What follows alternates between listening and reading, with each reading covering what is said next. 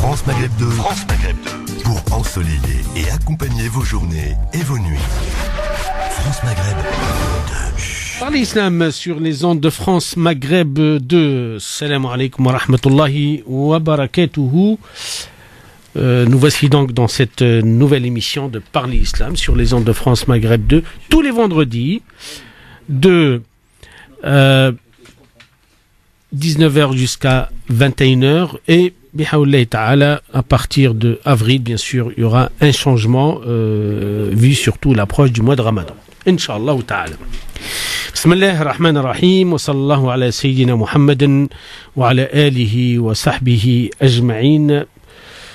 نحمد الله سبحانه وتعالى أن جعلنا من المسلمين ونشكره أن جعلنا ممن يتبعون الحق وممن يؤمنون بآيات الله سبحانه وتعالى فاللهم لك الحمد كما ينبغي لجلال وجهك وعظيم السلطان ونصلي ونسلم على أشرف خلق الله سيدنا محمد ابن عبد الله أرسله الله ورحمة للعالمين بشيرا ونذيرا بين يدي الساعة من يطع الله ورسوله فقد رشد ومن يعص الله ورسوله فقد غوى.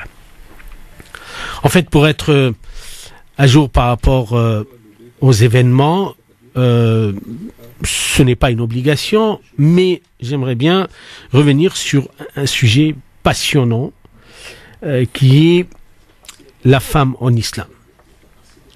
Quelle est la position de l'islam vis-à-vis de la femme? Sinon, on peut poser la question autrement. La femme a-t-elle une place dans la religion musulmane? En fait, je fais exprès pour relater ces titres qu'on a l'habitude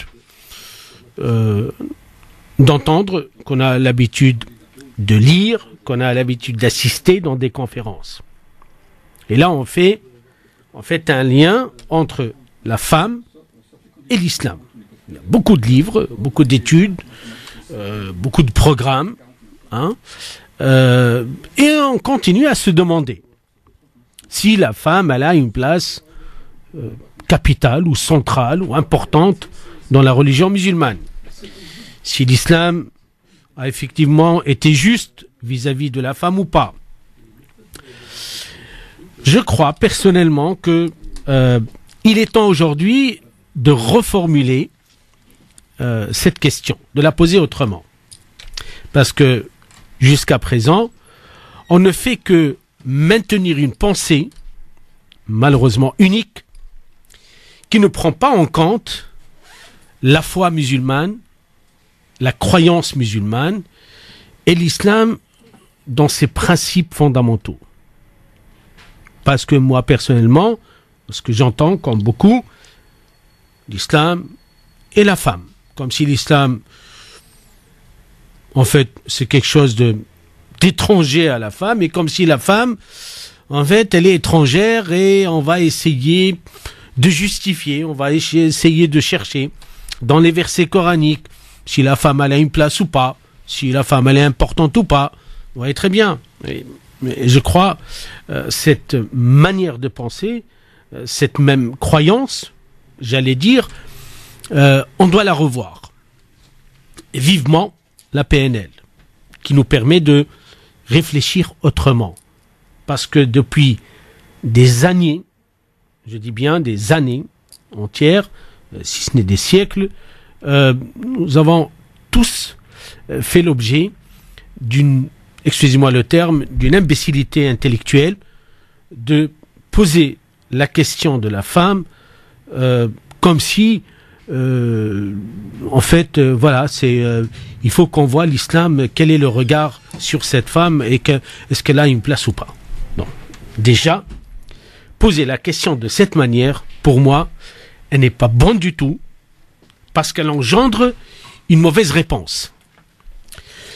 En écoutant les gens ou en écoutant même en fait des émissions, même en lisant des livres sur la femme et l'islam, on exclut consciemment ou inconsciemment que le Dieu, le Créateur, il a un traitement de faveur.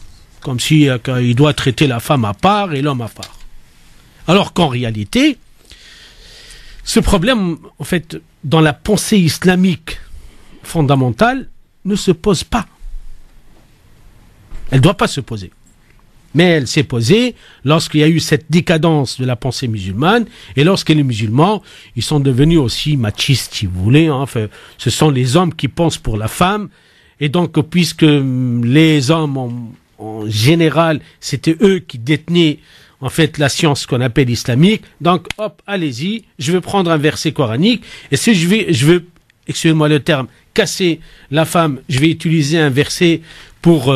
par exemple, vous voyez le style de cette pensée. Hein, les hommes, ils sont supérieurs, c'est eux qui doivent commander. Et là, nous avons des femmes qui, c'est tout à fait normal, moi je comprends très bien, hein, qui doivent aussi s'opposer, qui doivent se défendre. Mais c'est quoi cette histoire? Et malheureusement, cette pensée, elle est partie en dehors de la foi. Parce que si nous sommes des croyants, et que nous croyons que Dieu est juste, je ne sais pas pourquoi on se pose la question si la femme elle a une place ou pas. Il y a un problème. Comme si Dieu il est avec les hommes, et puisqu'il est avec les hommes, donc il est contre les femmes. Il y a un problème. Il y a un problème de la foi musulmane. Donc notre foi musulmane nous interdit complètement, définitivement, de poser le problème linéaire, malheureusement, à sens unique, hein, comme si on a la femme d'un côté, on a l'homme d'un côté, on a Dieu, c'est lui qui va trancher entre les deux. Wallah, si cette vision, elle est valable pour le christianisme ou le judaïsme, hein, dans la pensée je parle, hein, elle ne peut pas être valable chez nous les musulmans. C'est interdit, ça n'a pas de sens. C'est comme si nous allons juger Dieu. C'est comme si nous allons demander à Dieu, et Dieu, tu fais quoi là? Bah, il faut donner plus de considération à la femme. C'est les hommes qui parlent, là, attention. Hein. Et malheureusement, on est tombés tous dans le piège. Le piège de cette guerre des sexes, le piège de ce conflit qui ne doit pas être lorsqu'on est croyant musulman. Je dis bien croyant musulman. Moi, en tant que croyant, l'homme et la femme, d'abord, ils sont créés par le même créateur, par Allah subhanahu wa ta'ala. Et je ne crois pas du tout, parce que ma foi m'interdit de penser que Dieu, il a une faveur, que Dieu, il a donné plus de place à l'homme que la femme. Attendez, il y a un problème de fond. Donc, lorsqu'on est croyant, la manière avec laquelle beaucoup d'intellectuels, de penseurs, je ne sais pas quoi, en fait, ils posent la question de la femme en islam, elle doit être revue.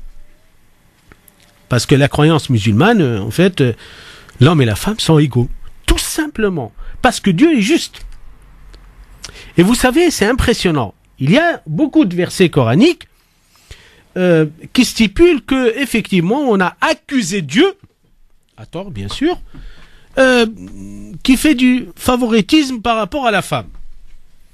Oui, effectivement, il y a beaucoup de versets. Oui.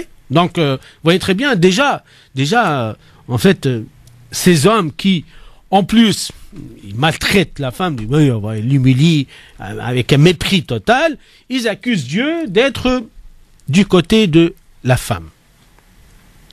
On comprend très bien d'où est venue notre difficulté de penser la femme. Hein. Et malheureusement, vous savez, c'est tout à fait normal. Hein. Moi, en tant qu'homme, moi, j'aimerais bien défendre ma position. Hein. Et si je ramène une femme qui va parler de la femme en islam, je suis désolé, hein, c'est tout à fait normal. Hein. Sauf si elle est soumise, elle est humiliée. Ça, c'est autre chose. Mais si vraiment, dans la religion musulmane, dans le fond de l'islam, le problème ne doit pas se poser. C'est dans la tête des musulmans plus que autre chose.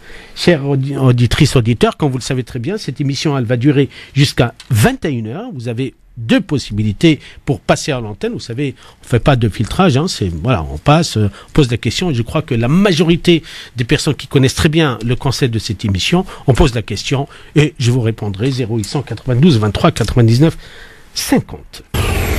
France Maghreb 2, France Maghreb 2. Parlez Islam. Parlez Islam. Parlez Islam.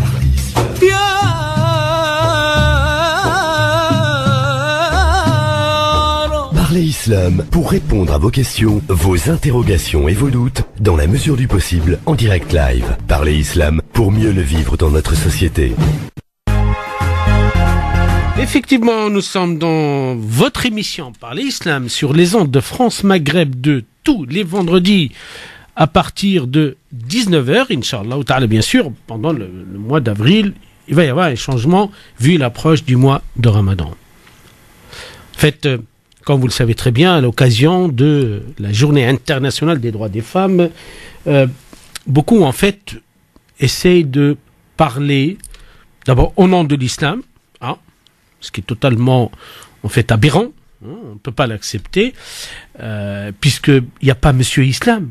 Il n'y a personne qui a le droit d'être l'avocat de l'islam. Vous savez, l'islam, c'est comme le soleil. Ben, c'est lui qui veut se présenter comme l'avocat du soleil. Je crois que, voilà, soit il n'est pas bien dans sa tête, soit il est dérangé. Voilà. Donc, il faut savoir ce qu'on veut. Concernant le traitement du sujet de la femme en islam, je crois que nous sommes dans l'obligation de revoir notre copie, de poser la question autrement. Parce que depuis milliers d'années, nous sommes fait piéger, nous, les musulmans en particulier, les penseurs, les islamologues, les chiites, je ne sais pas quoi. Voilà, en fait, comme si on est obligé de justifier la place de l'islam, la place de la femme, pardon, en islam, comme si nous sommes accusés, en tant que musulmans bien sûr, hein, de ne pas reconnaître les droits de la femme. Et bien sûr, chacun il va chercher de son côté pour instrumentaliser, j'allais dire, pour utiliser les versets, les hadiths qu'il arrange, je dis bien qu'il arrange, pour soit combattre et défendre la position de l'homme, soit défendre la position de la femme, et surtout lorsqu'une femme qui parle d'elle en islam. Hein, vous imaginez un peu la scène. Alors que dans la religion musulmane, puisque nous sommes croyants, la croyance musulmane exige de nous, nous impose une vision de la femme d'abord en tant qu'être humain, et de l'homme ensemble. On ne peut pas parler de la femme sans parler de l'homme, et on ne peut pas parler de l'homme sans parler de la femme. Donc, nous sommes obligés de parler de l'être humain. Nous sommes obligés de parler de l'homme avec un grand H, en intégrant le féminin et le masculin. Vous savez, nous, les musulmans, on a cru, comme tout le monde, hein, qu'effectivement, il y a un problème. Que la femme mesquine, que la femme la soumise, que la femme je sais pas quoi. Donc on est entré dans une guerre malheureusement inutile, dans un débat stérile sur la position de la femme en islam ou la place de la femme en islam. Alors qu'en réalité, est-ce qu'on est croyant, Dieu, c'est lui qui a créé l'homme et la femme, et c'est lui qui, lorsqu'il est juste, il ne peut qu'être juste dans l'institution des règles, des droits et des devoirs. Les deux sont deux créatures d'Allah subhanahu wa ta'ala qui vont rendre des comptes le jour dernier et qui ont la même mission sur terre, c'est d'être civilisés, d'être des êtres humains entièrement et à part entière, hein, corrects, et ensemble combattre le mal, l'injustice, les inégalités, l'humiliation, le mépris, la violence.